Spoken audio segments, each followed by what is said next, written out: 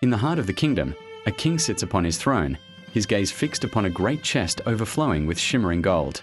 From this seat of power, all life and commerce seem to flow. The camera pulls back, revealing a bustling realm, its every street and marketplace an extension of the royal will, all economic activity ultimately tethered to the central palace. The entire economy operates as a grand extension of the palace itself. We see a young farmer, his back weary from labor, presenting a portion of his harvest at the palace gates, not as a sale, but as tribute. Beside him, skilled artisans offer their finely crafted textiles and intricate wares, their finest work destined for the royal court. Inside the stone walls, an elderly scribe, his eyes focused behind spectacles, meticulously records every bushel of grain and every bolt of cloth that swells the king's coffers. It is from this amassed wealth that the king, with a calculated gesture, directs the redistribution of resources. He provides grain during a lean season or commissions public works, but these acts are not mere charity.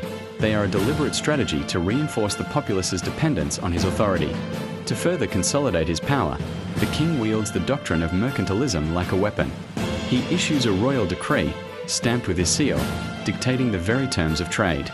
A merchant, his face etched with frustration, is compelled to sell his valuable goods only to buyers approved by the crown, his profits curtailed and his freedom shackled. His wares are then loaded onto royal ships, destined for distant colonies under the king's flag. These same ships return laden with exotic goods and precious metals, their voyages enriching not the merchant class, but the monarch himself. The kingdom's wealth is not to be circulated freely but channeled directly into the king's hands, treating the nation's economy as his personal estate. This accumulated wealth serves a singular purpose: the projection of power.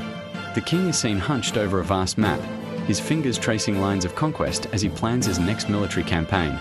To fund these ambitions, a new wave of taxation is unleashed upon the land.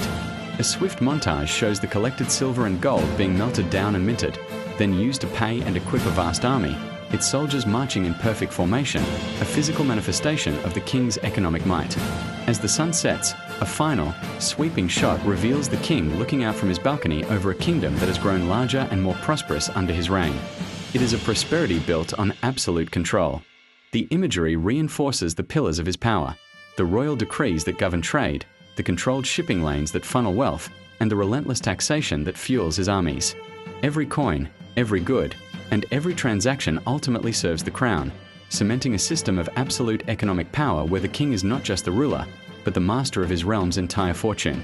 Make sure you like, subscribe, and hit the notification button so you'll get notified every time a new video drops. And follow this channel for more valuable contents. And remember to share this video. See you next time. Signing out.